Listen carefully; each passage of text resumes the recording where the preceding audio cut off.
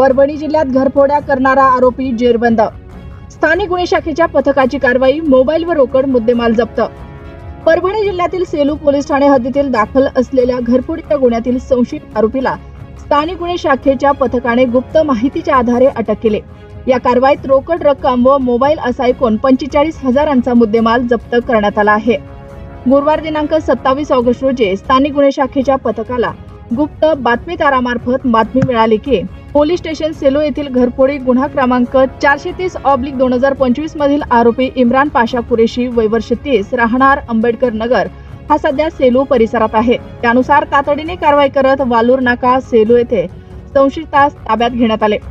सखोल चौकशीत आरोपीने घरफोडीचे गुन्हे केल्याचे कबूल केले।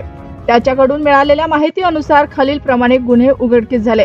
गुन्हा रजिस्टर नंबर 430/2025 कलम 305 331 भादवे। जप्त मुद्देमाल मोबाईल रेडमी कंपनी व रोख रक्कम 12,000 रुपये। गुन्हा रजिस्टर नंबर 319/2025 कलम 305 331 भादवे। जप्त मुद्देमाल रोख रक्कम 19,000 रुपये। पोलीस स्टेशन बोरी गुन्हा रजिस्टर नंबर 26/2025 कलम 305 334 1 भादवे।